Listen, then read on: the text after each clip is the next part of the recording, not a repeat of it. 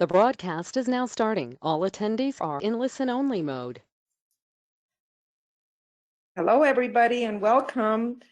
This is Eva talking. BL and I will be sharing the work again this time, and we encourage you to check out the attachment of the actual slides that we have in PDF. Either you can do that before or after we're all done, but it's available. So BL. Hi, everybody. Welcome to our Gemini broadcast. Let's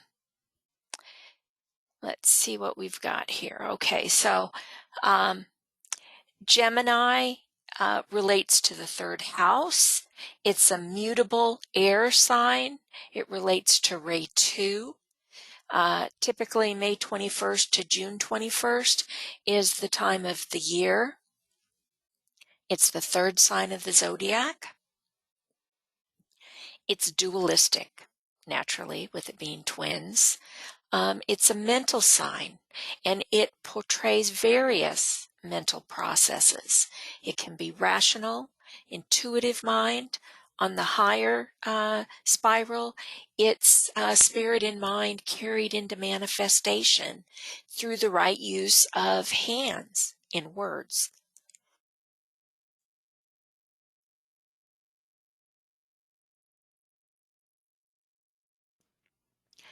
Undeveloped Gemini can be scattered, inconsistent, unreliable, or superficial.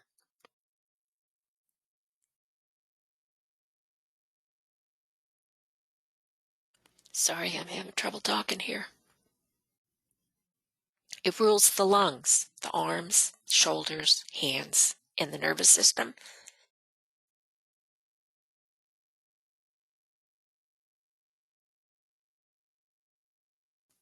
Traditional ruler is Mercury, soul ruler, Venus. Strengths: clever, adaptable, versatile, communicative, witty, curious, bright, intellectual. Yes, I'm all these things. This is my ascendant. Weaknesses: okay, I've got those two. Scattered, nervous, superficial, inconsistent, overly talkative. Unstable, changeable, restless, scheming, lacking in concentration or follow-through. Hey, I think I've worked on that last one. Esoteric Gemini: to give love wisely and to apply wisdom lovingly. To balance the head and the heart. To promote right relations. To bring dualities to resolution. To still the mind. I still have a long way to go on that one. I love these pictures here. Look at Curious George. Perfect Gemini, isn't he? Communications, clever, teachers, and socializing. The house that Gemini rules is a source of education and learning for you, where you're going to be curious, versatile, and fun-loving. What you like to talk and think about. In the third house, the soul brings the lower self into contact with people and knowledge, which will develop the logical mind. This is the house of communication, relatives, siblings, early education, all directed to opening the mind. The lower self keeps busy. It travels around making contact and communicating with others. Well, maybe not quite right now, but it receives education to develop the mind. When the mind is developed, the first tentative steps on the path are to make connections with others who share similar ideas, and eventually the personality begins to communicate in a new and a higher way with others. The exoteric ruler, Mercury, that's Ray 4. He's the messenger of the gods. He's Hermes. Mercury is the esoteric ruler in Aries, the initiation of ideas. Mercury is the exoteric ruler in Germany here, as we've been talking about. Mentally, moves quickly, multiplicity of ideas. So you see the difference between the two ways that Mercury rules these two signs. In Gemini, where there is minyness, you can't go deep. There's more breadth here than there is depth. But it's all part of gaining that experience. The esoteric ruler of Gemini is Venus, Ray 5, also associated with Ray 2. It's intelligent love. She's the goddess of love, also called Aphrodite. Venus is the exoteric ruler in Taurus, beauty of form.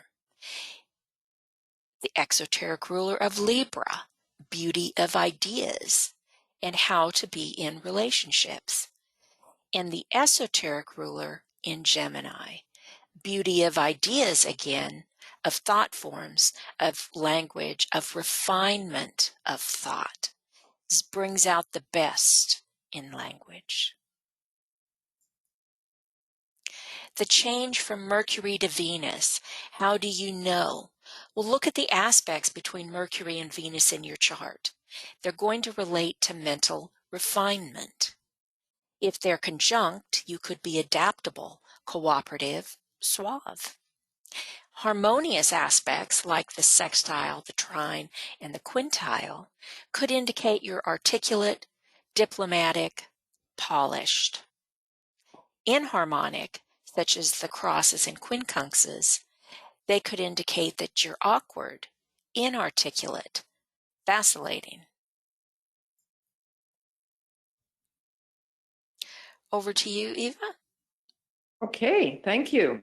So now we're looking at the opposite of Gemini. So Gemini is usually its home is the third house. So if we go directly opposite, we get to the ninth house, which is the house of Sagittarius. But that doesn't mean that you necessarily have Sagittarius as the cusp of your ninth house, but it just rules that ninth house. So that qualities associated with Sagittarius would still demonstrate themselves in that particular house.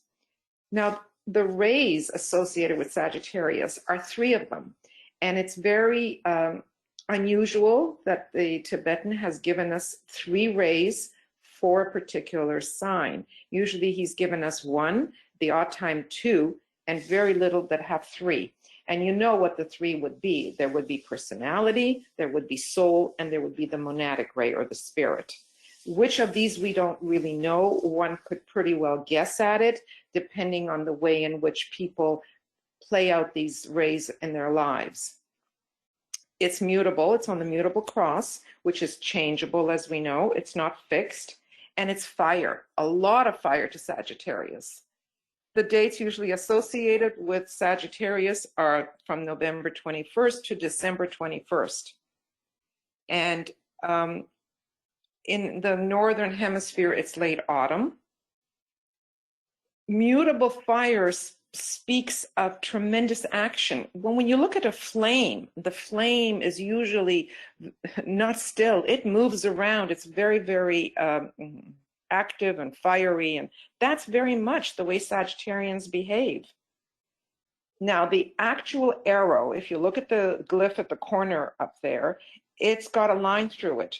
So it's divided in half, really. It's got one side of it and 2, which makes us think of a duality.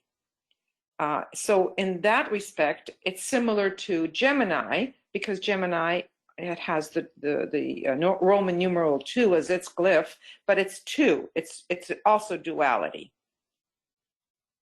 It is often at a loss of how to aim great physical or mental powers.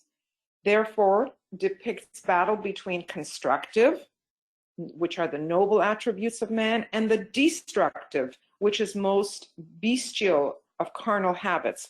Why do we have that in here? Because for the longest time, the centaur was the symbol associated with Sagittarius. And the centaur is half animal, which brings out the instinctual nature, the animalistic nature, and it's got half human. And the human is supposed to represent the more noble attributes.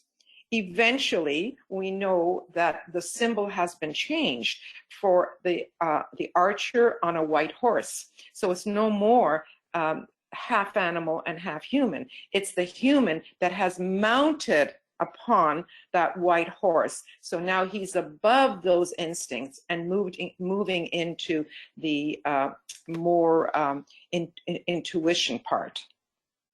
It rules the haunches, the loins, the thighs, the upper legs, and many times it's associated with a horse, and a horse is very, it jumps off its back legs many times, and you have that whole idea of very strong legs for Sagittarians, hence they are involved in a lot of sports.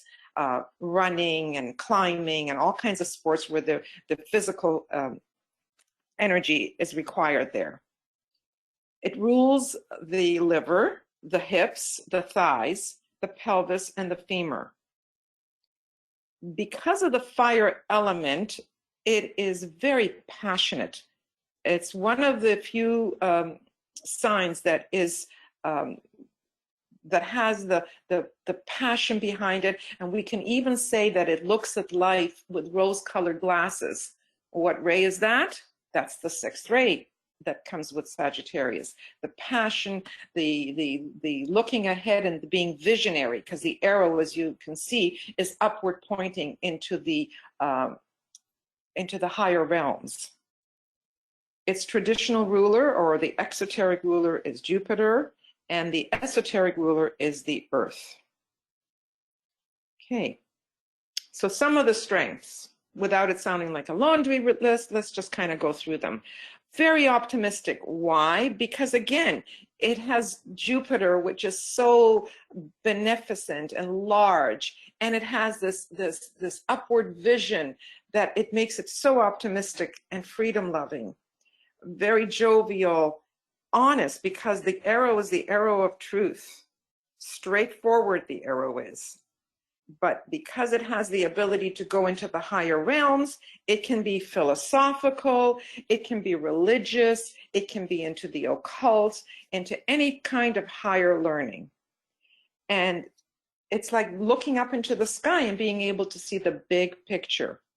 Therefore, it leads to being broad-minded, with a global vision. There are only two signs in the zodiac that are visionary. One of them is Sagittarius, and the other one we talked about last month, which was Taurus, which ruled the Ajna center, which is the eye of vision, the bull's eye. With that sixth ray, it's idealistic. And hopefully one has reached that level where she or he can be intuitive. That is the upward or spiral movement upwards from instinct to intuition. The adventure has to do with the fact that it goes out into the unknown. Love of experience, and as we mentioned, quite athletic, generous because of Jupiter, just scholarly, looking to learn the higher realms, whether it's higher maths or any kind of philosophy. And of course, the enthusiasm, that sixth ray enthusiasm.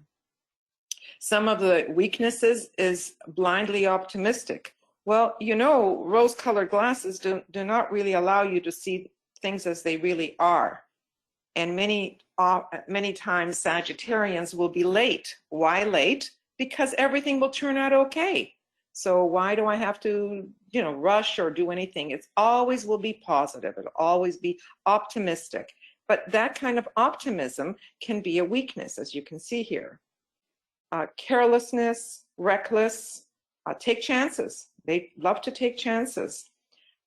Irresponsible sometimes. And as much as the arrow is supposed to lead to a focus, they can be scattered and unfocused, which leads to tactlessness, Why? Because they're arrows of truth. Well, if you're blunt and you say it like it is, you lack that ability to be diplomatic.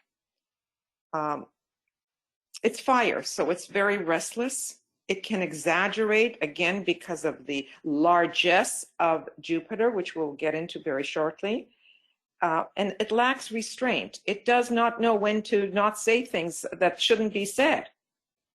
That sixth ray can lead to fanaticism because they look for the ideal. The ideal is way up there and can be very narrow, like that arrow is very narrow. Argumentative, overly talkative. We had the same thing in Gemini, didn't we? Overly talkative.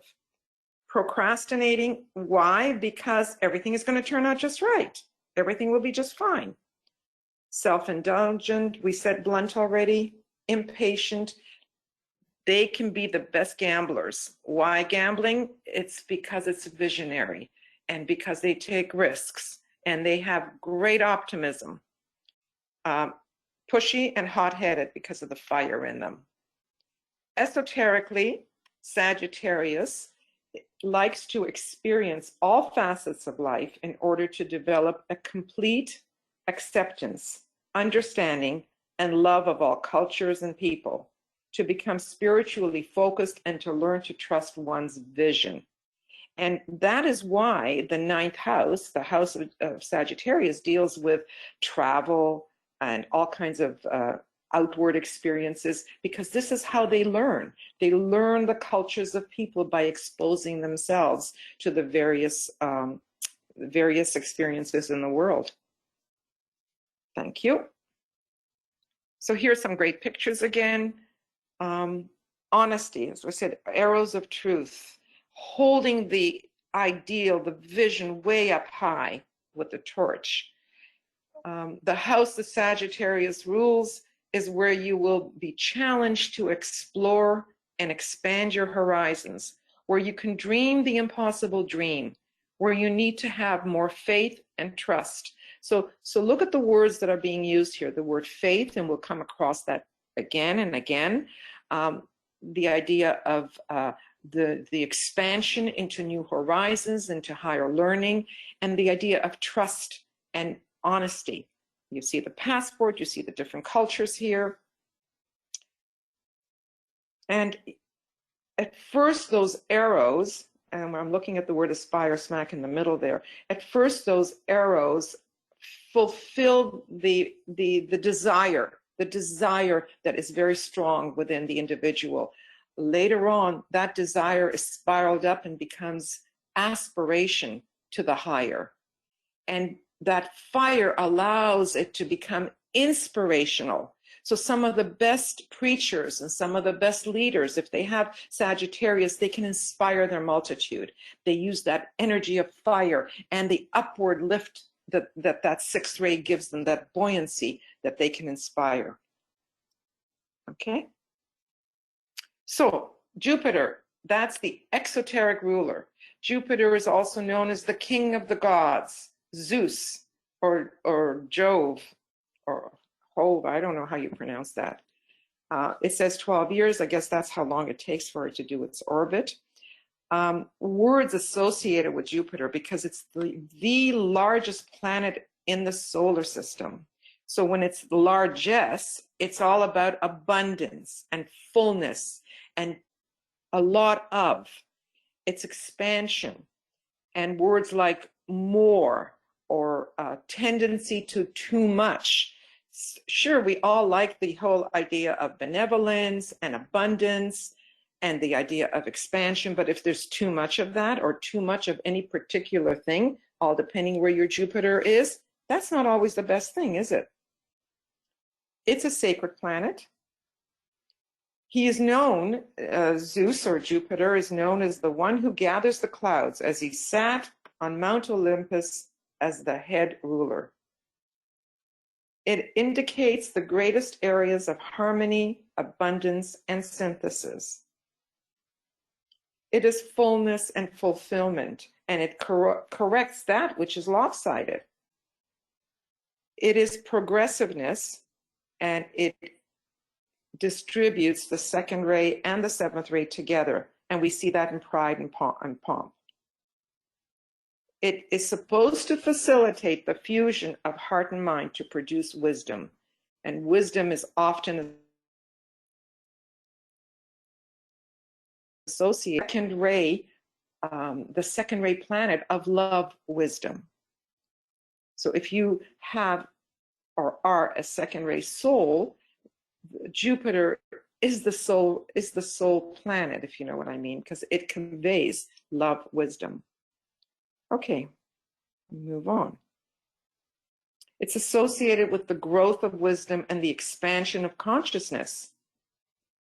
It is the beneficent method of evolutionary unfoldment. What is evolution? Evolution moves constantly upward in a spiral cyclic action.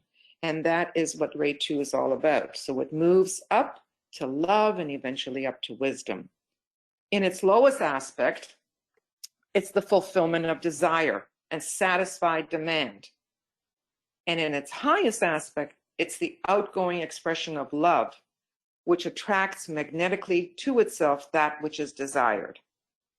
So because it's such a huge, huge planet, we usually associate it with radiation, which is a second ray word, as well as magnetism.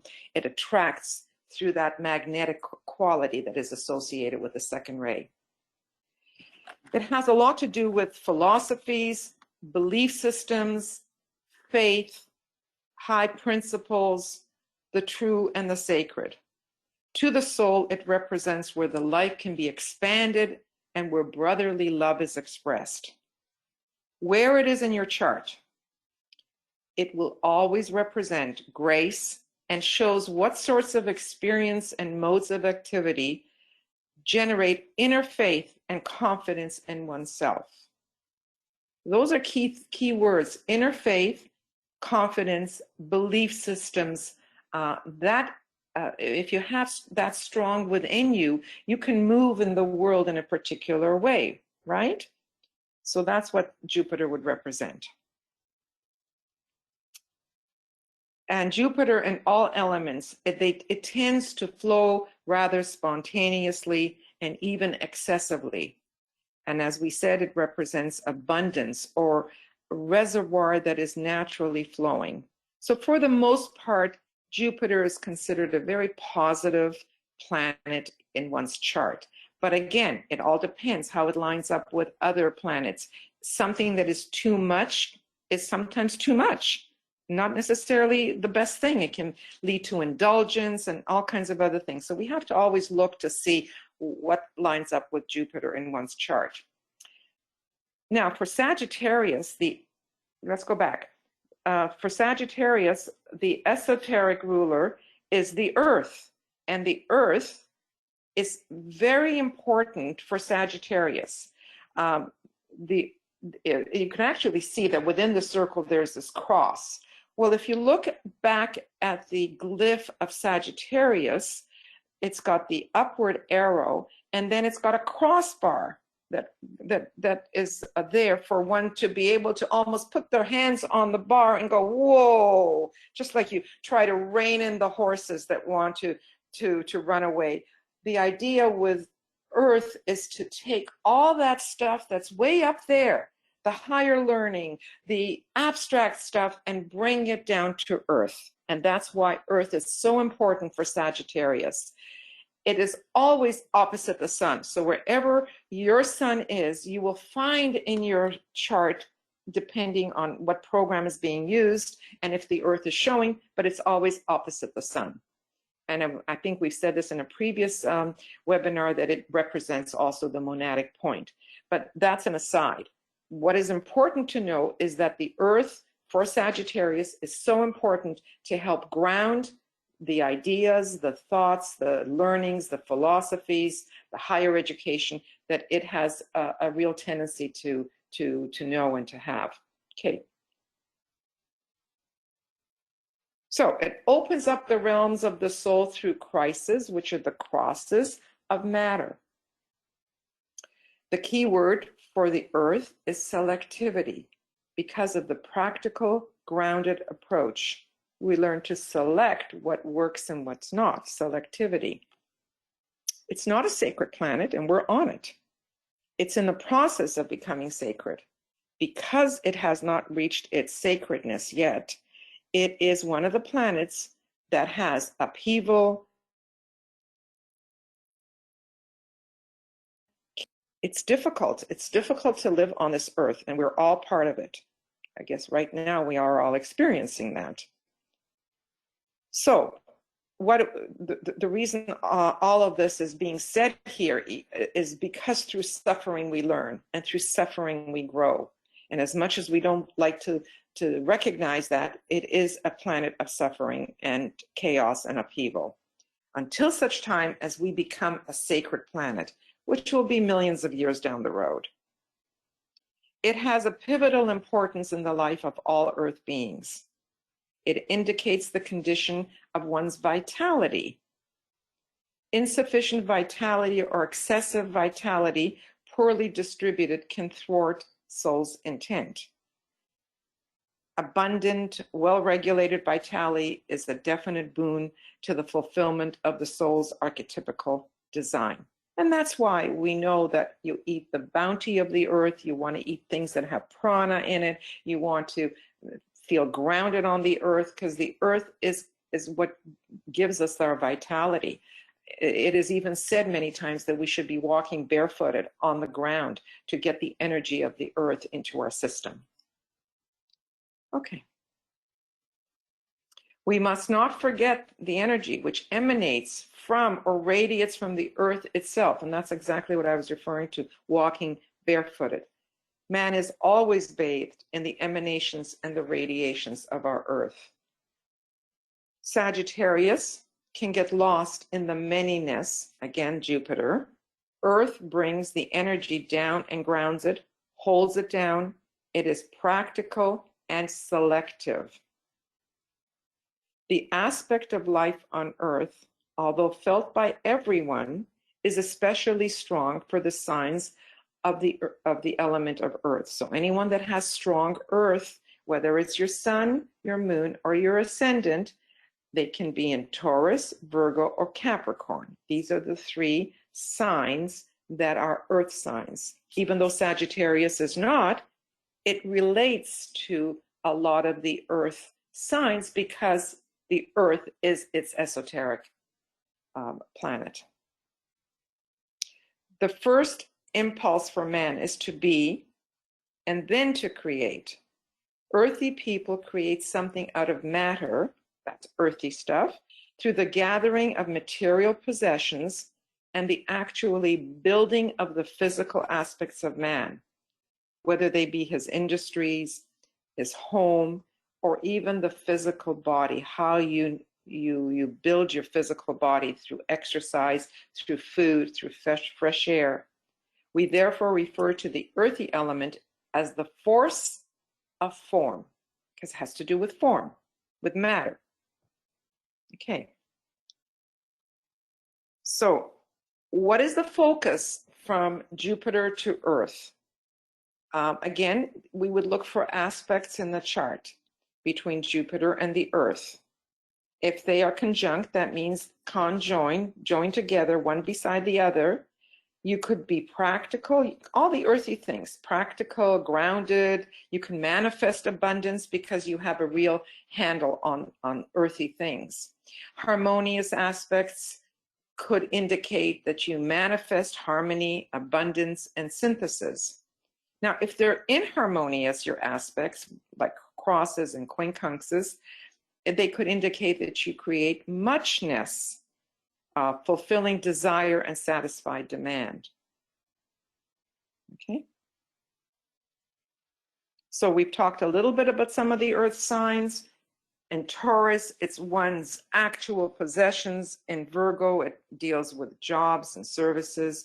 In Capricorn, it has to do a lot with governmental or business establishment or one's social standing. On the positive level, earthy signs, circumspection, long-range planning, determination to succeed, and practicality is what one would distribute or emanate. On the negative level, the earthy signs may be too demanding, too much material things that they want, too many things to make them feel good. Could be melancholy, greedy, that has to do with the materiality, and fearful, like hoarding a lot of toilet paper, you know, that's material, and because people are fearful. Earth is unequally the planet of releasing sorrow and of purifying pain. And it has, as we have said, it's directly opposite the sun. I think, yeah, to the soul, it represents the field of experience to bring about soul growth. Will we live here? This is our field of experience here on Earth. As the ray of the abstract mind, ray 3, and that's the ray of the Earth is ray 3, it provides a field of practical experience where intelligence can be developed, where personality consciousness can be transformed into group awareness, and right balance in the nature can be achieved. So it's got a ray 3 component to it. Is it an exoteric ruler anywhere for any of the signs? No, it's never an exoteric ruler. It is only an esoteric ruler. So it's the esoteric ruler of Sagittarius. And I believe, my mind is going blank as to which other sign it's associated with. But Gemini. It's it the is associated. I believe it's the hierarchical ruler of Gemini. Yes, that's right. Thank you. And that's why it's in here. And of course, I should have seen that. Earth is related to Gemini, to the brother whose light is waning, since Earth is not a sacred planet. So we know that one of the brothers is waxing, and that's the soul, and the other one is waning, and that's more the personality. And personality is often associated with the Earth. Esoterically, Earth is a school for souls as we progress from grade to grade in order to learn the laws of life and coordinate our activities in line with a gaining sense of direction. See that? That's Sagittarius. In the Sagittarian cycle, our journey through life on the terrestrial plane, we follow a path that leads upward, as the arrow or the glyph indicates. We learn the laws of life. The laws of life are what we learn on those higher realms. That's where principles are. That's where laws are. So, yeah. Okay, I think it's your turn. Yep. Okay. Before I start on the actual polarity, are there any questions about either, the refresher that we've given you on Gemini or Sagittarius? Okay, I don't see any questions, so I'll proceed. Okay. So these two signs, what we've been talking about is cultivating a dialogue between the personality and the soul, creating new ways to awaken the intuition and become more directed towards the soul. I did see Yvonne's hand up there for a second, so I'm not sure if that still is the question that she has. Okay, yeah. There okay, there we go. Go ahead, please, Yvonne. Okay, well, you mentioned the monadic point. Earth is the monadic point opposite the sun sign. And I had, I wondered about that and I've forgotten the answer. Is the monadic point, is it your monadic ray, or is that something different? There's very little literature on that. It could be the ray of the monad, but I doubt it. We just know that it is Michael has made constant reference that it's the monadic point. So there's something very powerful in where the Earth is. Yeah, I believe there's a reference to it somewhere in DK that speaks very similarly to the way he talks about the ascendant, the sign on the ascendant pointing to the purpose of the soul. It's not flat out. There's no direct correlation, and I believe the same thing is true for the monad. And it's It's also considered one of the, the triple suns that they talk about, the ascendant, the sun, and then the opposite point, which is the monad, when they refer to it in the context of the triple sun. So it points to it in some manner, but it doesn't give us a clear cut, okay, well, your Earth is in this, so it must be that. Okay, does that give you a wishy-washy, we don't know answer? Thank you so much. But Okay. I think what you pointed out, BL, is really accurate here. Just like we cannot know the ray of the ascendant by looking at the ascendant, we don't know the ray of the monad by looking at the monad. Right. It gives us hints, but we have to look further to see what those hints may be telling us. Okay. We also have another question from Rachel. How can we understand more Earth as the hierarchical ruler of Gemini? Well, the problem is that most of us are not relating yet to the hierarchical rulers. Most of us are still fighting with the duality that we face between the exoteric rulers and the esoteric rulers, and the chart turning in on itself, in the sense that we have a personality life still, and we have a growing soul life, but sometimes they're at odds with each other. We have to resolve, you have to take the second initiation. We have to resolve the dualities before we can become receptive to the higher energies that come through for Gemini as the hierarchical ruler, or the Earth as the hierarchical ruler of Gemini. Again, this is a planet of experience. It's a planet that's moving from the ray third to the second ray. When it becomes a sacred planet, that, my understanding is, will be the soul ray. And Gemini leads us that way. Gemini is the Antakarana. So basically what we're doing as we raise the Earth from a non-sacred to a sacred is we're relating it from a soul level to a hierarchical level. Eva, do you have anything you would like to add to that?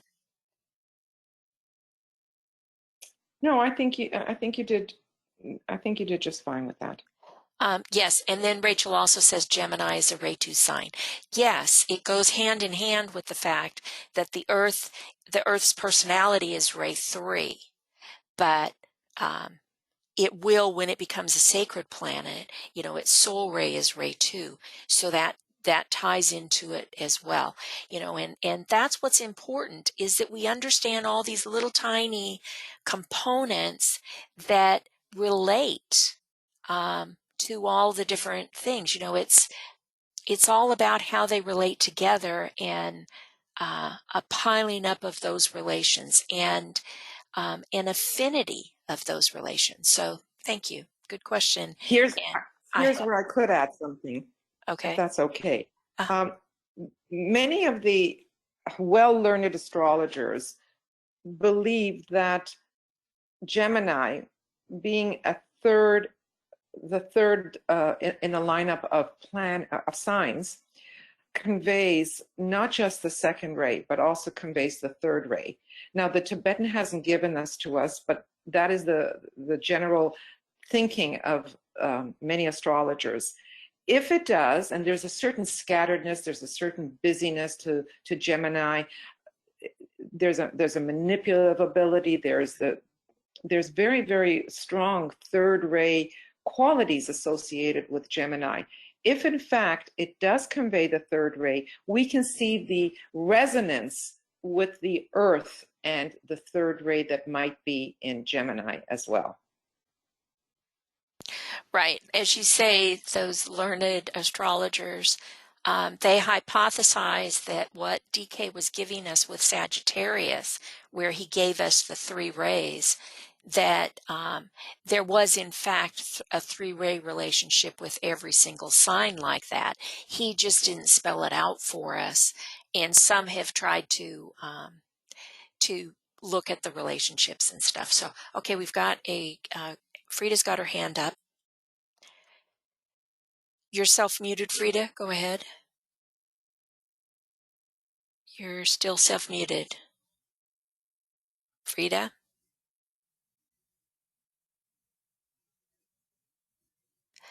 Well, you're self-muted. I can't unmute you. Your hand went down, so okay. If you get your sound worked out, raise your hand again. Okay, and then we have Suzanne asked, can you elaborate on Gemini being the anticarana? Actually, probably it's more Mercury is the anticarana. I think in terms of them all being related. But, he is the messenger.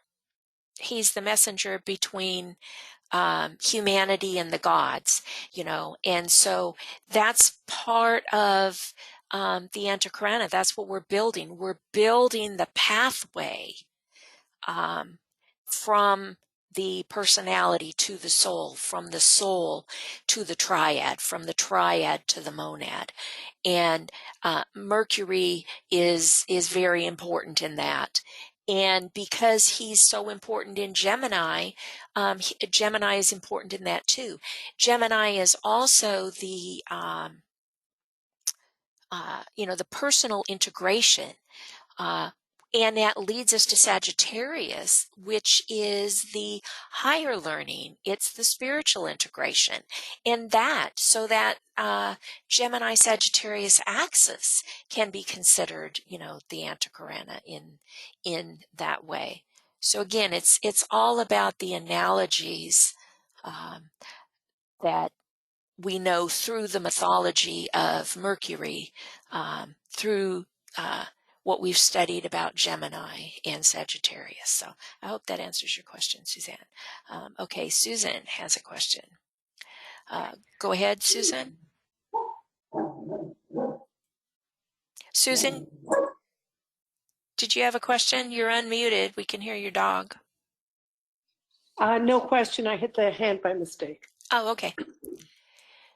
Okay, so I think we're good to go then. So let's start on the axis. Gemini and Sagittarius, they are part of the mutable cross. Gemini adjusts relationships and Sagittarius adjusts actions.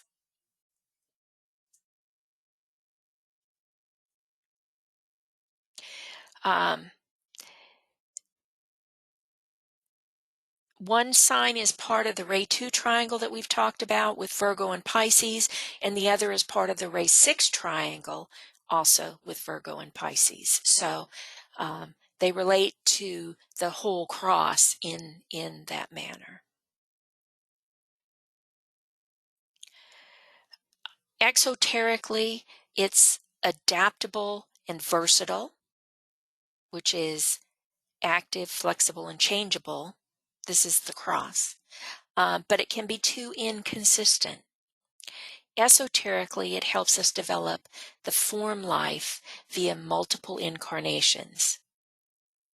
Basically, what we need to do is live and learn and experience life in all of its aspects, and that's what we learn through the mutable signs. Let's look at the two of them together and in contrast. This is the messenger versus the adventurer or explorer. It's treading of many paths versus the path itself, achieving glorification. The immediate environment or the distant horizon. Multi-directional or unidirectional and one-pointed. Changeable perception versus steady and clear-eyed understanding. doubting and skepticism, or faith and belief, factual versus exaggeration, beside the point or straight to the point.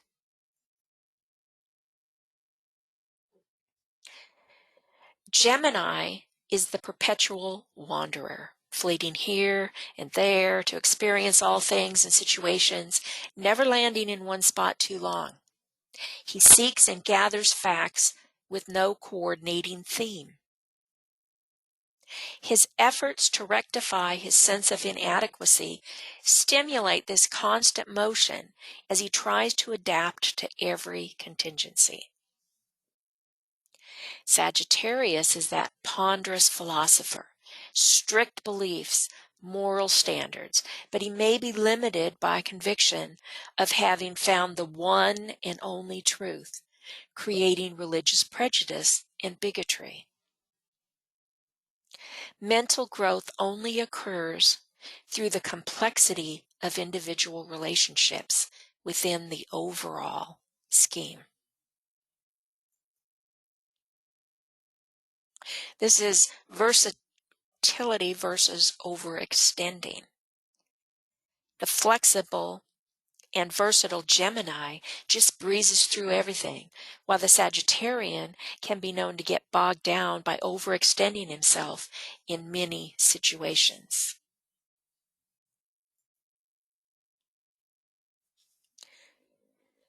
When confidence in the divine order of the universe is lacking, we lose our ability to relate man to God, resulting in a cynic who knows everything but believes nothing. The Gemini's inability to categorize demonstrable facts can blind the soul to the underlying unity of all. He refrains to declare where the facts should lead, but it's because he wants the individuals to make up their own minds. He wants to be fair to all sides. The Sagittarian's complacent assumption that he is the chosen messenger results in his refusal to face facts. He believes education and religion are like stones to be cemented together to create a sum that is greater than its parts. But those can also become stumbling blocks on the path.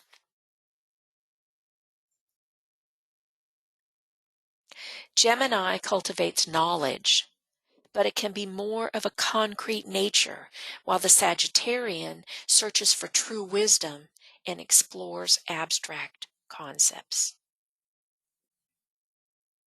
The Gemini wants to be conversant with the facts of a situation and understand how they fit together. The Sagittarian cares more for attitudes and wants to understand why the various elements fit together.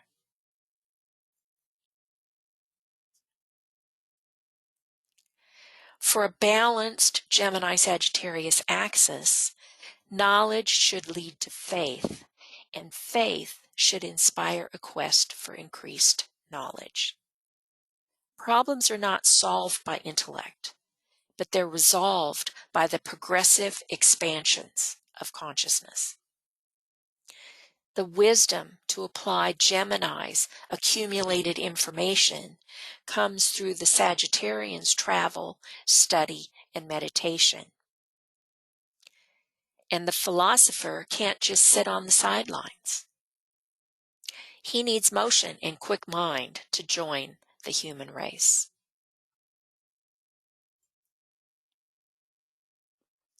Gemini Sagittarius on the higher spiral is establishing control of the opposites and resolving duality through one-pointed spiritual action. Gemini is the messenger and the teacher. Sagittarius is full of faith and is the preacher. Eva, over to you. Okay, here we go. So what is the relationship like between the two? For ordinary humanity, there is this interplay, which is so much a a Geminian word, interplay, and instability against the Gemini word that leads to personality, focus, and determination. The man then is one-pointedly devoted to personality achievement. That is Sagittarius, that whole devotion. The threefold lower nature is then synthesized and directed controls of all activity. So we see the two work together, the instability, the interplay, then the one-pointedness. And then if you can get those to work together so that's not unstable, then they can be synthesized. For disciples and initiates, the result of this related pair of opposites is that there is that one-pointed soul effort, spiritually directed activity, and a demonstrated readiness for initiation. There is the waning of the power of form and the waxing of the life of the soul. Okay.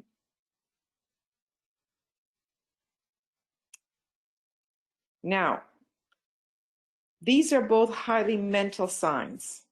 You may ask, how is Sagittarius a mental sign if it is a fire sign? While Gemini, being an air relates to mental, why are they both considered mental signs? The Gemini is obvious. Sagittarius is considered mental because it is the arrow that points up to the abstract, to that which is still unknown and to be discovered. So it takes care of all the abstract learnings, whether, as we said, philosophy, religion, higher levels of learning. So in that case, they are both mental signs. They were both very active at the time of individualization. That's when we became human beings. Both have to do with the bringing in of intelligence to the earth. Both share an earth rulership and relationship to the Wraith 3. Earth ruler, Sagittarius esoterically, and in Gemini, it's hierarchically. So we're repeating what we've already said. Both signs of great both are great activity and changing environment. We know that in Gemini, there will be more scatter and more movement. In Sagittarius, it's more one-pointed purposefulness in Sagittarius. Now remember, if you already don't know that the keynote for Sagittarius, I see the goal, I reach the goal, and then I see another. So then you go for the other goal.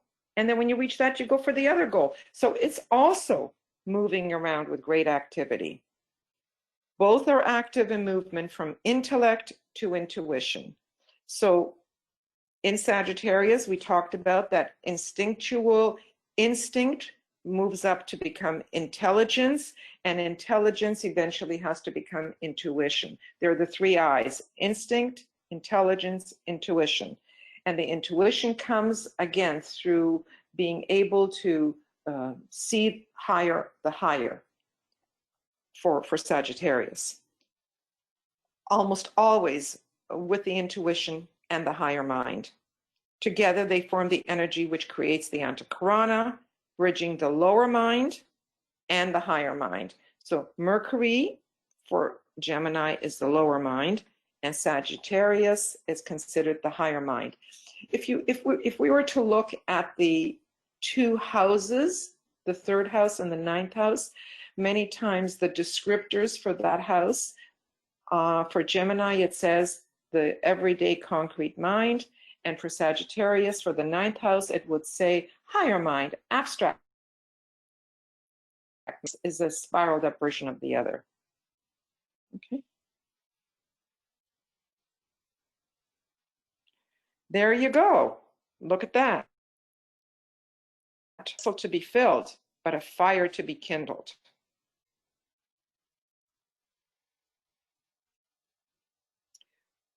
What are their points of cooperation? Now, although they don't rule these centers, there is a resonance with these centers. And we can look at the throat center, which expresses the various points of view. In Gemini, it'll be more verbal and filled with variety, while in Sagittarius, it'll be more impassioned with all its fire and philosophical. The throat center is an important means of expression for both and related to the expression of intelligence.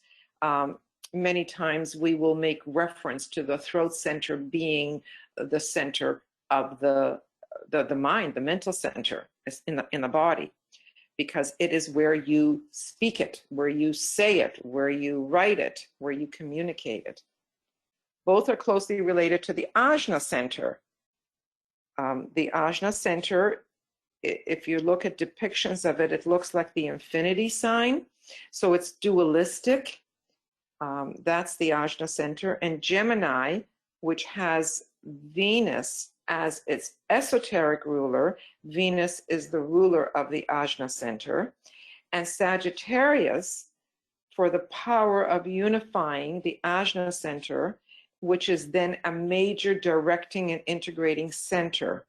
The Ajna center is the center that coordinates and directs all the functions of the other vehicles, and therefore it's the coordinator of the personality as it changes and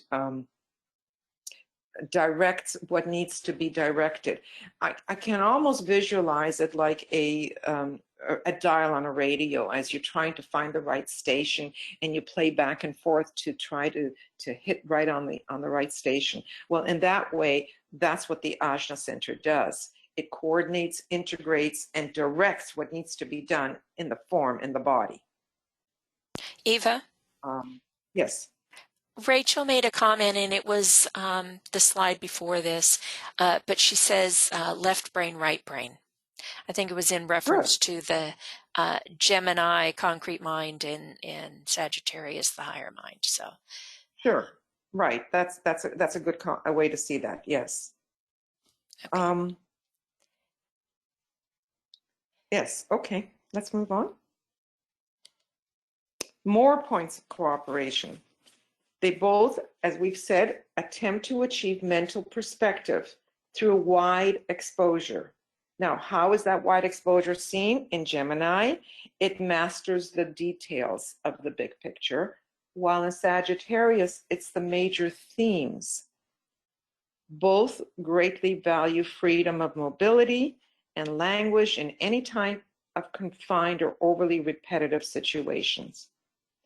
Get bored easily. They need the stimulation, mental stimulation for both of them. One of them may want more action for the stimulation, and the other one may want more books or more things to read and to learn, but they both need that stimulation of the mind. Both signs are known for their keenness of vision, and there is a certain liveliness to be found in their eyes. That's very interesting, how the eyes will sparkle and the eyes will dance, and you can see fire in the eyes sometimes, the passion that comes through in the eyes, the excitement when you have something that you want to share, it comes through in the eyes. Now, Michael Robbins is quite the expert at recognizing people's features, and I've had several classes with him where we've learned to recognize various signs and planets by the way people's features are. So here's one of the things that he's discovered, and that has to do with the aliveness in the eyes. They both share a rather buoyant sense of humor and are generally known for their positive attitudes. Isn't that a good thing, right? And the buoyancy, you can see that in the Jupiter, and in Gemini, it is the Venus and the Mercury and all of that. And again, that would come out in their eyes. Both are mutable signs and related to the intelligence of the Christ aspect of the soul, which is what the mutable signs are there to help us learn, so that the Christ can be birthed and can be born and can be then expressed. It's the second aspect. Okay. Gemini represents duality, which is love, wisdom, and fluidity. It governs control of every pair of opposites. Now, if you remember when we first started this series, we went through a lot of pairs of opposites, personality versus soul, the etheric and the physical. And I mean, there's constant polarities everywhere. Well, Gemini is known to eventually bring together, to unify, to control, to dissipate those pairs of opposites. It's the underlying love of deity which reaches our solar system through Gemini. See, so the underlying love of deity is the second ray of love wisdom, and it is through Gemini that it reaches our solar system. That's a big piece there. I mean, we see it in print, we don't think about it, but to think that the love of deity reaches our solar system, not just our planetary system, but our solar system through Gemini. Sagittarius is focused, it's direction, it's one-pointed activity. In the early stages, as we've said, it's the satisfaction of desire. You go after what you want, what you desire, whether it's something as simple as the ice cream in the freezer, or if it's another person, you go after to satisfy that desire. In the later stages, it's aspiration for the higher, which eventually leads to initiation. Gemini is the control of opposites. It synthesizes it and creates that at one-ment. And Sagittarius is one-pointed preparation for initiation. The axis is one of establishing control of the opposites and resolving those dualities for use in a one-pointed spiritual action. They work really well together, as you can see. Let's see what else we have here, if anything. We do. And those are some quotes from Esoteric Astrology. So Gemini is sometimes called the constellation of the resolution of duality into a fluid synthesis. It governs all the pairs of opposites, preserving the magnetic interplay between them, keeping them fluid in their relations in order eventually to facilitate their transformation into unity. For the two must finally become the one.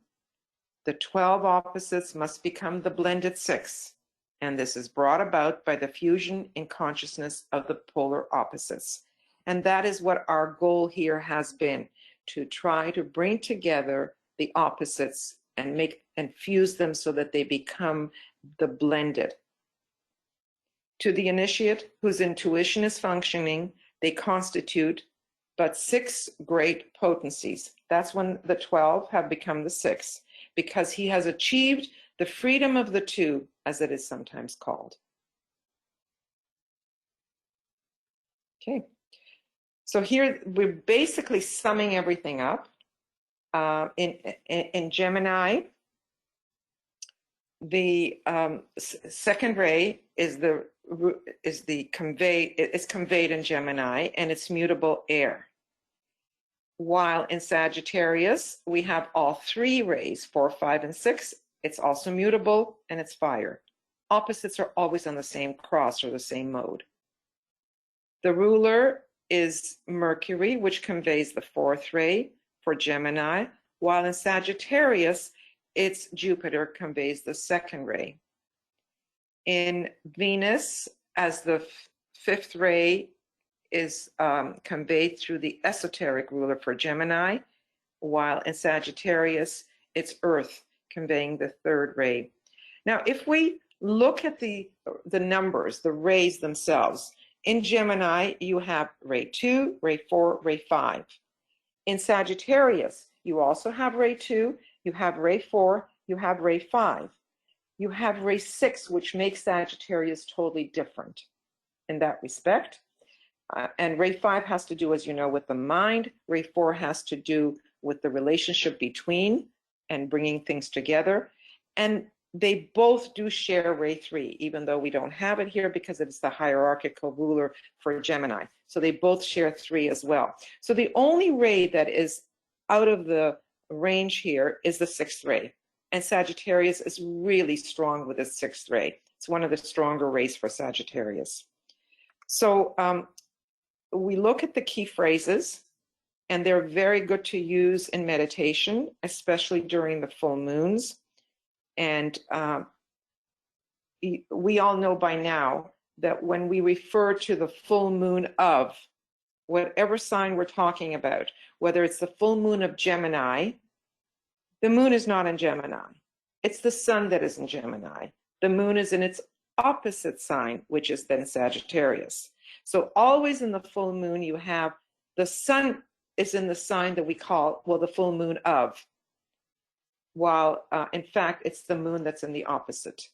We just went through an Aries full moon. Well, Aries is where the sun is right now. We all know that because we're in spring and that's where the sun is, but the moon is actually in Libra. So the keynotes, these are important to contemplate, to meditate on, because they bring great insights as you do. In Gemini, I recognize my other self. And in the waning of that self, I grow and glow. And we know that those two lights in the sky, we know one is brighter than the other. The one is waxing while the other one is waning. And that is exactly what is referred to. Now, which one is waning? Which one is waxing? In Sagittarius, I see the goal, I reach that goal, and then I see another. So Sagittarius is always on the move, looking to fulfill whatever the goal is. Now, the Tibetan gives us some more ways of seeing the light that is being distributed by all the signs, actually. But these two, he says that in Gemini, it's the light of interplay, like the interplay between twins. This is a line of light beams, revealing that which opposes, or the basic duality of manifestation, the relationship of spirit and of form. It is the conscious light of that relationship. So we see that duality, spirit and form, the interplay between these two lights. In Sagittarius, the light is a beam of directed, focused light. In this, the point of light becomes the beam, revealing the greater light ahead and illumining the way to the center of the light. Okay. Before we move on to the last slide, I just wanted to mention that, I really like to consider these lights when we look at the full moons because, as Eva said, we look at it as the solar fire version of the full moon, but it is in opposition. It's a very special alignment that's happening between the Earth, the Sun, and the moon. But because we are focusing on the solar fire aspect of it, as Eva just said, we considered it the Aries full moon because the sun was in Aries. And so to me, these lights become very important when you're considering the solar fire aspect of it. So that's just one of the various different ways that we can try and connect with this powerful energy at these times of the full moon. And especially now that we have the Aries one, it's the first major festival of the year. Next month will be the Wesak festival. And then the third one in Gemini, the Asala festival. Those are the three main festivals of the year. These are the beginning of our astrological year, the beginning of spring, all those things. So I just wanted to point that out. Maybe you could also add what the full moon of Aries is supposed to, what is its purpose? Because we know it's a spiritual festival, but what exactly happens during that period of time? I'd have to pull up my little cheat notes, and I'm not sure if I have them readily available, but I will look at that while you discuss the next. Yeah, Rachel says that the only ray absent is ray 7, and I think you were pointing that out, but she heard you to say ray 6 instead of ray 7, but you meant ray 7, yeah. And she No, also... I actually, just a sec, I did not mean ray 7. I meant that ray 6 is the only one that isn't in common with one another. Oh, in I common. did not mean to say that. Okay, in common. Yeah, ray 6 is the one that is only associated with Sagittarius. The other ones are associated with both. This has nothing to do with ray 7. Okay, okay, all right. And then Rachel also says that the Earth is conjoined the Moon. Yes, yes. I probably misspoke there. You're right. It's there. The Earth is conjunct the Moon at the time of the full moon, and the Sun is opposite the two of them. And during the new moon, the Moon is conjunct the Sun and opposite the Earth, and both of those are powerful alignments. But the one that is more powerful and that DK talks the most about is that the full moon. But I'll look that up while you talk about the next slide to get the. Otherwise, I could fill that in too, but that's fine. That's go ahead. Go ahead then if you have that. Okay. Well, what we know from from Aries, the purpose of the Aries full moon, and why it's such an important period of time, is this is when Shambhala, which is where the Lord of the world is, Sanat Kumara, with all his other Kumaras, and they sit around and they then discuss what it is that they want to see projected for that particular year. And that is then given to hierarchy. So this is where the plans are being made, the ideas, Aries, ideas of what needs to then be forecasted in a way, what they would like to see the next year to be done. Then we have the Taurus full moon, where we know that the Buddha comes to us with a message and with the energy of Shambhala, that he then gives it to us for 8 minutes out of that period, and then he withdraws. And then in the festival of the Christ, we have the distribution through the Christ of the energies that have been received at Wesak through the Buddha. So it's the distribution that goes down through hierarchically from the top right down to the initiates, and then through the disciples, and then down to humanity. So there's this three-pronged spiritual period of time. One, the ideas, what they are supposed to be, it's conveyed to hierarchy then sends their emissary, which is the Buddha, to reach us, and then it's all distributed at the Christ festival. Thank you, Eva. I just wanted to say I pulled up my little cheat sheet on it, and there's an excerpt from the Reappearance of the Christ, page 154 to 156, that discusses these. And what I can do is I can include this with the slides and the recordings for those of you who want to look at it. That's a great idea. So thank you for having that information while I looked for the information. Okay, all right. So we're ready to go on to our last slide. Mm-hmm. We don't get very many of these, so go ahead and take it away, Eva, with our triple Gemini here. Well, what do we see here? I'd like you to use your cursor as much as possible here. So we see that there is a triple Gemini, a Gemini ascendant. The sun is in Gemini in the first house, while the moon is in Gemini in the second house. So we have a lot of Geminian energy. And the only planet that's opposite is, of course, the Earth, because the Earth is always opposite the sun. It doesn't mean it doesn't have an effect. It always has an effect, but there are no other planets. So this person needs to find ways of integrating some of that abstractness, directness, one-pointedness of Sagittarius to balance out all that beautiful ability to learn, to gather information, to convey this information that Gemini does so beautifully.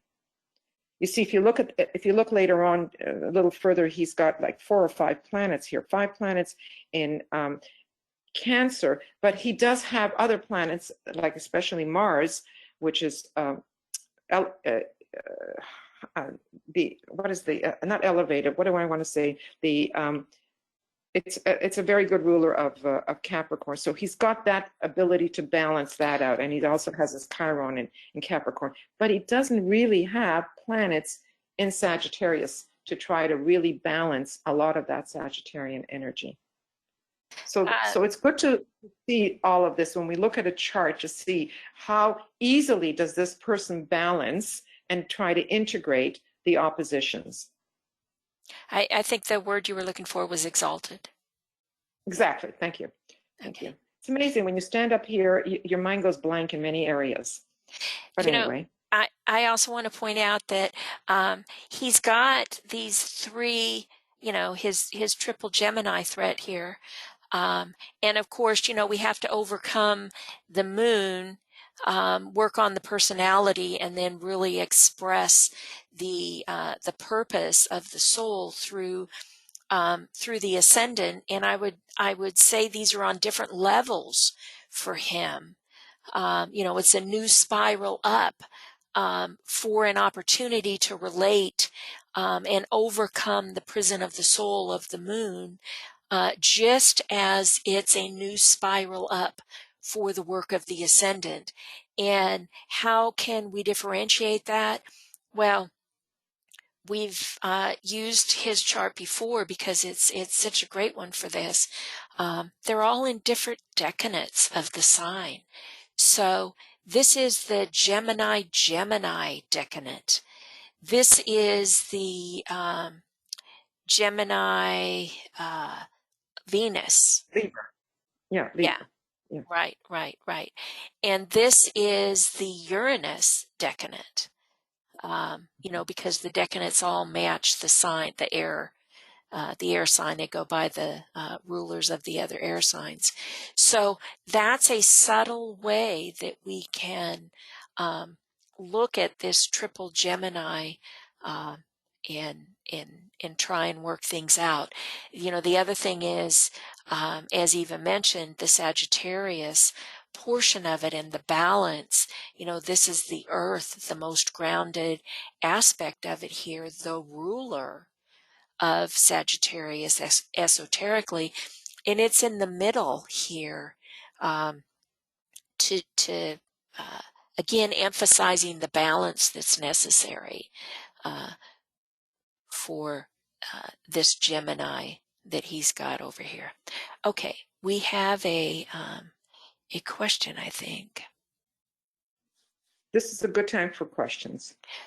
Yes, it is. Okay, Rachel says exaltation.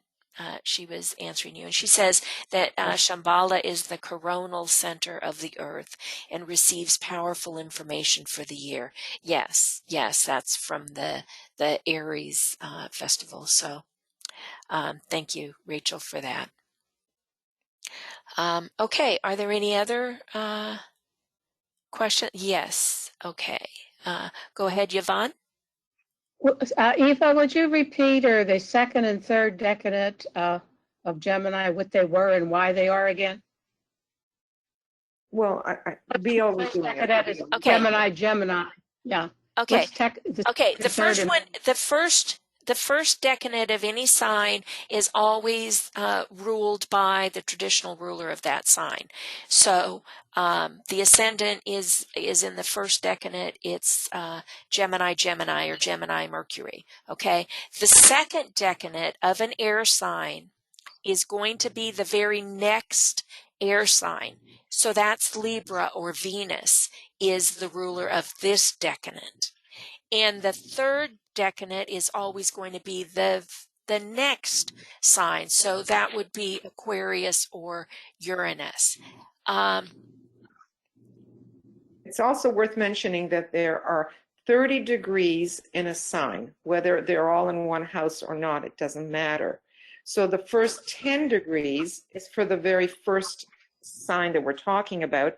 It's always the sign that we're talking about. So the first 10 degrees. The next 10 degrees would be like BL said, the next sign as you're following the chart around in the order in which they come through. And then the third one would be the third one, which would be, in this case, it's Aquarius. You Right. start with Now, Gemini. yeah, we got lucky here because we started with Gemini, but let's start with Sagittarius over here, okay? The first decanate of Sagittarius is going to be the Sagittarius or Jupiterian one. So that's the last of the fire signs. So the second decanate, which is where his Earth is going to be the next fire sign up, which is Aries. Okay, and then the last decanate would be the next fire sign from that, which would be Leo. So it always goes by the next element in line from wherever it starts. I hope that was clear.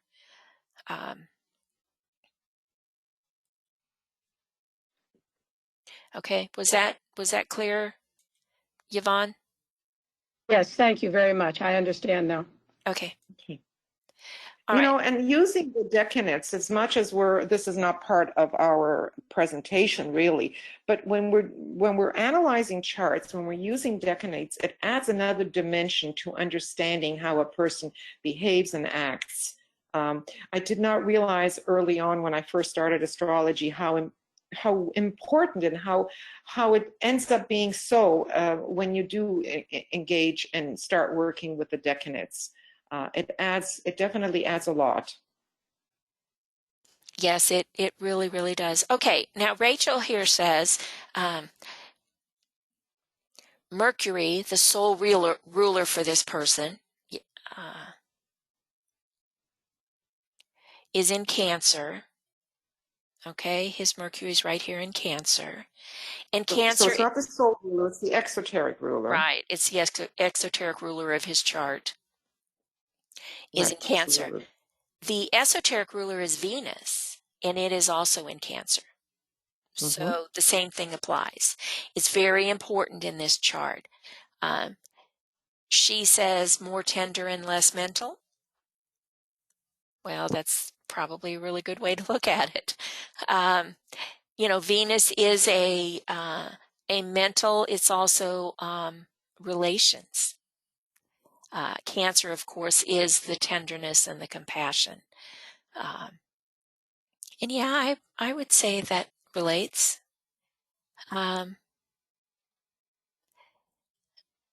Rachel says more creative in form. Also, she adds that in there. Yes, that could be too. All right, Suzanne. So this person has a lot of air with the triple Gemini, a lot of water with all the Cancer, and the Earth with Mars there in the Earth sign. So he's got all three elements, you know, well established. Yeah, I'm sorry, guys. I was pointing all that out to you on my other computer, which none of you could see. But yes, he does. He has, if you look at the table of the elements, they're all represented there. The modes, he could use a little more fixed, but he's got that there in his ICMC axis. So that's an important axis. So, all right, let me see.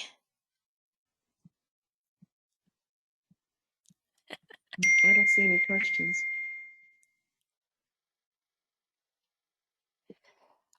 There are a couple more questions, and I'm sorry I don't understand your question, Suzanne.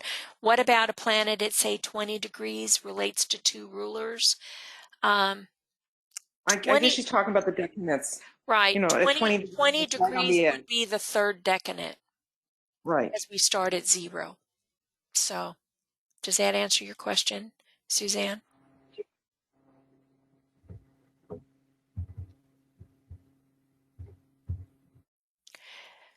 Okay. So the first decadent would be 0 to 9. The second decadent would be 10 to 19. And the third decadent would be 20 to 29. Okay. I don't see any more hands and I don't see any more questions. Next month up for us is going to be not next month at all. Let me see. Because of the conference, we won't be, our next time up is the 13th of June, and that will be the Cancer, Capricorn one. So. Yeah, 13th of June. Right. Okay, well, everybody have a happy Easter. Everybody stay safe. This self-isolation works, but we can still be very communicative through all the electronical means that we have. Yes, we have some great means of doing that. Can I put a plug in for the conference? Yes, of course you can. Okay. The conference is on. It is being presented on the Zoom platform, the Zoom meetings. Registration will be opened up again soon. That is all being worked out as the links for the meetings are being established. So please stand by, and as soon as the registration is opened up, there will be messages going out through Constant Contact, and please register and come and participate. And from what I understand, it's not going to be where you have to sit in front of your computer all day. It's going to be a maximum of 5 hours throughout the day with time off for lunch and for breaks and so on. So the starting time is going to be set at 1 p.m. GMT, and then it will go on. It will start at 1 p.m. GMT, other than the day of the Wesak, and that actual full moon, Wesak full moon, will be celebrated during this conference. Wonderful. There's a hand up there, Victor. Yes. Hi, Victor. Good to see you here. Hi, how are you guys? Pretty Hey, good. I saw something on the news about Zoom. I sent a message. Right, we got and I don't know what that was about and everything, but it was something about it been hacked or something like that. So I was wondering if that could be a problem or something. Can I address that? Sure. Yes, there was a problem. It was hacked. As a matter of fact, there was this man giving his dissertation virtually for his PhD to a number of professors, and all of a sudden all this porn came up, and that's what they had to look at. Well, the person who owns Zoom, or is the basic manager, I heard him interviewed, and he said that they have taken measures. Now it's far more secure than before. Now you need to have a password, whereas before you didn't have to have a password. So that security is in place. Nothing to fear. And those passwords will be required. Essentially, the password will be embedded in the link. So you have to have the link, and you do not share the link with others once you register. Michael, Yvonne has a question. Do you have to download Zoom to participate? You don't have to, but it is helpful. When you download it, you essentially open up a free Zoom account. There is no cost for that. I guess it's similar in a way. I'm sorry. It's similar to the webinars. In order to get in, I have to download the package or whatever it is to get into a webinar. It's not, I don't use it again because every time it's a brand new webinar. So maybe it's similar to that. It is Yeah. similar to that, yes. Right, and it allows the students to participate. You can raise your hand, you can type the questions like you can here. You know, it's just a similar platform to this. And it's being presented on this platform as close as possible to the in-person conference. Other than it's not of an interminable duration every day. Mhm. Okay. Okay, thank you very you. much, Michael. And thank you, everybody, for Thank you, everybody. participating. We hope to see you on the 13th of June for the Cancer Capricorn version. And again, this is going to be posted is it on 2 platforms or just one? I will be posting it, this particular one or the conference? No, this. Okay, I'll be posting this to Makara. I don't know.